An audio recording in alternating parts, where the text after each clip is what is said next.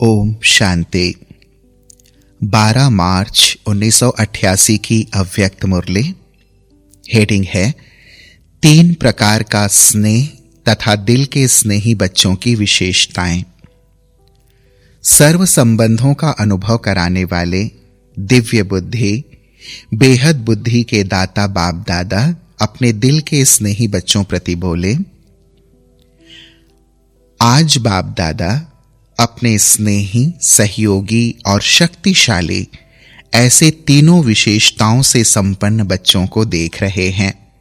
यह तीनों विशेषताएं जिसमें समान हैं, वही विशेष आत्माओं में नंबर 1 आत्मा है। स्नेह भी हो और सदा हर कार्य में सहयोगी भी हो, साथ साथ शक्तिशाली भी हो। स्नेही तो सभी हैं, लेकिन स्नेह में एक है दिल का स्नेह, दूसरा है समय प्रमाण मतलब का स्नेह और तीसरा है मजबूरी के समय का स्नेह। जो दिल का स्नेही है उसकी विशेषता यह होगी, सर्व संबंध और सर्व प्राप्ति सदा सहज स्वतः अनुभव करेंगे। एक संबंध की अनुभूति में भी कमी नहीं। जैसा समय वैसे संबंध के स्नेह के भिन्न भिन्न अनुभव करने वाले, समय को जानने वाले और समय प्रमाण संबंध को भी जानने वाले होंगे। अगर बाप जब शिक्षक के रूप में श्रेष्ठ पढ़ाई पढ़ा रहे हैं, ऐसे समय पर शिक्षक के संबंध का अनुभव न कर सखा रूप की अनुभूति में मिलन मनाने व रो रिहान करने में लग जाएं, तो पढ़ाई की तरफ अटेंशन नहीं होगा। पढ़ाई के समय अगर कोई कहे कि मैं आवाज से परे स्थिति में बहुत शक्तिशाली अनुभव कर रहा हूं, तो पढ़ाई के समय क्या यह राइट है?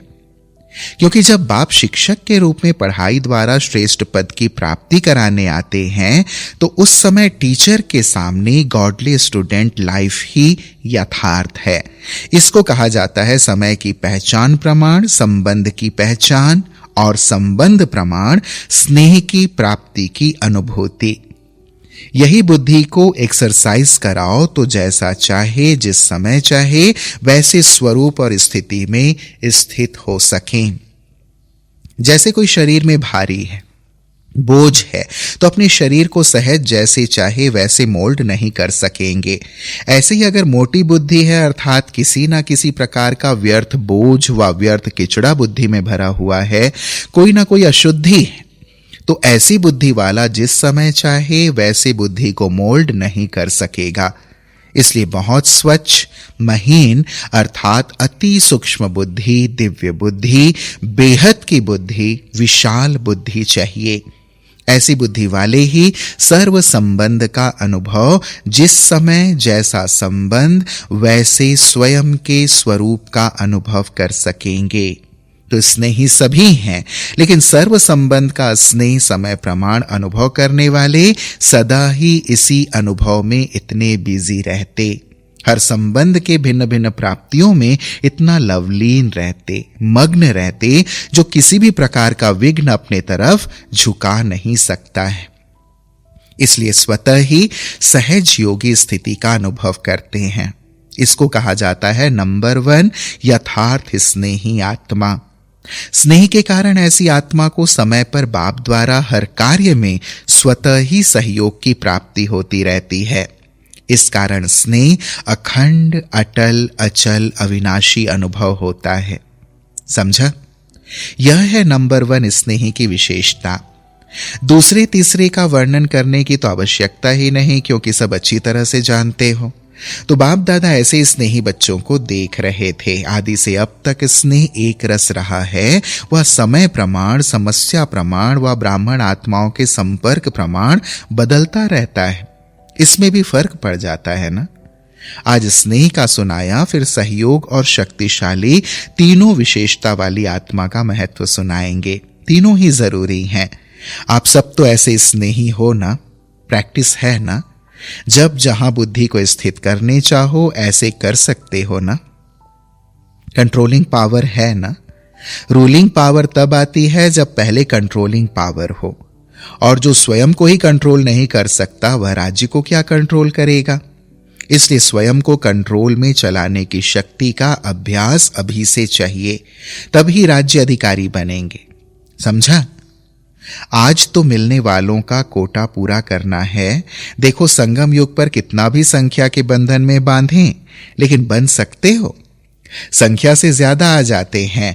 इसलिए समय को, संख्या को और जिस शरीर का आधार लेते हैं उसको देख उसी विधि से चलना पड़ता है।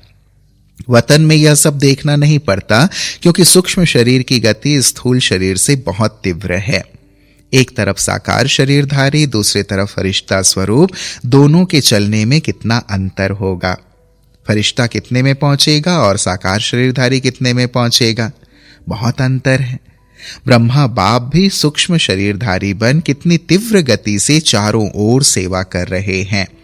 वहीं ब्रह्मा साकार शरीरधारी रहे और अब सूक्ष्म शरीरधारी बन कितना तीव्र गति से आगे बढ़ा रहे हैं। यह तो अनुभव कर रहे हो ना। सूक्ष्म शरीर की गति इस दुनिया के सबसे तीव्र गति के साधनों से तेज है।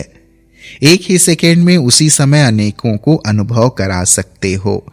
जो सब कहेंगे कि हमने इस समय बाप को देखा या बाप से मिले।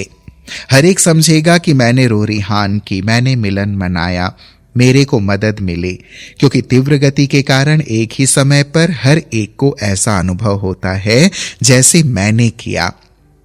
तो फरिश्ता जीवन बंधन मुक्त जीवन है। भल सेवा का बंधन है, लेकिन इतना फास्ट गति है जो जितना भी करे उतना करते हुए भी सदा फ्री है। जितना ही प्यारा उतना ही न्यारा। कराते सबसे हैं, लेकिन कराते हुए भी अशरीरी फरिश्ता होने के कारण सदा ही स्वतंत्रता की स्थिति का अनुभव होता है, क्योंकि शरीर और कर्म के अधीन नहीं है। आप लोगों को भी अनुभव है, जब फरिश्ते स्थिति से कोई कार्य करते हो तो बंधन मुक्त अर्थात हल्कापन अनुभव करते हो ना। और जो है ही फरिश्ता, लोग भी वह, तो शरीर भी वह, तो क्या अनुभव होता होगा? जान सकते हो ना। अच्छा, चारों ओर के सर्वदिल के स्नेही बच्चों को, सदा दिव्य विशाल बेहद बुद्धिवान बच्चों को, सदा ब्रह्मा बाप समान फरिश्ता स्थिति का अनुभव की तीव्र गति से सेवा में, स्वउन्नति में सफलता को प्राप्त करने वाले, सदा सहयोगी बन बाप के सहयोग का अधिकार अनुभव करने वाले ऐसे विशेष आत्माओं को, समान बनने वाली महान आत्माओं को बाप दादा का याद प्यार और नमस्ते। हम सभी बच्चों का भी प्राणेश्वर बाप दादा को याद प्यार और नमस्ते नमस्ते नमस्ते। बाबा, पर्सनल मुलाकात के समय वरदान रूप में उच्चारे हुए प्यारे बाप दादा के महावाक्य। पहला ग्रुप, सदा बेफिक्र बादशाह होना। जब बाप को जिम्मेवारी दे दी तो फिक्र किस बात का? जब अपने ऊपर जिम्मेवारी रखते हो तो फिर फिक्र होता है क्या होगा, कैसे होगा। और जब बाप के हवाले कर दिया तो फिक्र किसको होना चाहिए, बाप को या आपको? और बाप तो सागर है, उसमें फिक्र रहेगा ही नहीं। तो बाप भी बेफिक्र और बच्चे भी बेफिक्र हो गए। तो जो भी कर्म करो, कर्म करने से पहले यह सोचो कि मैं ट्रस्टी हूं। ट्रस्टी काम बहुत प्यार से करता है, लेकिन बोझ नहीं होता है। ट्रस्टी का अर्थ ही है सब कुछ बाप तेरा। तो तेरे में प्राप्ति भी ज्यादा और हल्के भी रहेंगे, काम भी अच्छा होगा, क्योंकि जैसी स्मृति होती है वैसी स्थिति होती है। तेरा माना बाप की स्मृति, कोई रिवाजी महान आत्मा नहीं है, बाप है। तो जब तेरा कह दिया तो कार्य भी अच्छा और स्थिति भी सदा बेफिक्र। जब बाप ऑफर कर रहा है कि फिक्र दे दो, फिर भी अगर ऑफर नहीं माने तो क्या कहेंगे? बाप की ऑफर है बोझ छोड़ो। तो सदा बेफिक्र रहना है और दूसरों को बेफिक्र बनने की अनुभव से विधि बतानी है। बहुत आशीर्वाद मिलेगी। किसका बोझ व फिक्र ले लो तो दिल से दुआएं देंगे। तो स्वयं भी बेफिक्र बादशाह और दूसरों की भी शुभ भावना की दुआएं मिलेंगी। तो बादशाह हो, अविनाशी धन के बादशाह हो। बादशाह को क्या परवाह, विनाशी बादशाहों को तो चिंता रहती है, लेकिन यह अविनाशी है। अच्छा, दूसरा ग्रुप, अविनाशी सुख और अल्पकाल का सुख दोनों के अनुभवी होना। अल्पकाल का सुख है स्थूल साधनों का सुख और अविनाशी सुख है ईश्वरीय सुख। तो सबसे अच्छा सुख कौन सा है? ईश्वरीय सुख जब मिल जाता है तो विनाशी सुख आपे ही पीछे पीछे आता है। जैसे कोई धूप में चलता है तो उसके पीछे परछाई आपे ही आती है, और अगर कोई परछाई के पीछे जाए तो कुछ नहीं मिलेगा। तो जो ईश्वरीय सुख की तरफ जाता है उसके पीछे अल्पकाल का सुख स्वतः ही परछाई की तरह आता रहेगा, मेहनत नहीं करनी पड़ेगी। जैसे कहते हैं जहां परमार्थ होता है वहां व्यवहार स्वतः सिद्ध हो जाता है। ऐसे ईश्वरीय सुख है परमार्थ और विनाशी सुख है व्यवहार। तो परमार्थ के आगे व्यवहार आपे ही आता है। तो सदा इसी अनुभव में रहना जिससे दोनों मिल जाएं। नहीं तो एक मिलेगा और वह भी विनाशी होगा, कभी मिलेगा कभी नहीं मिलेगा, क्योंकि चीज ही विनाशी है, उससे मिलेगा ही क्या।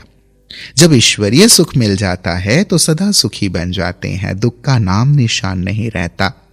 ईश्वरीय सुख मिला माना सब कुछ मिला, कोई अप्राप्ति नहीं रहती। अविनाशी सुख में रहने वाले विनाशी चीजों को न्यारा होकर यूज करेगा, फंसेगा नहीं। अच्छा, ओम शांति।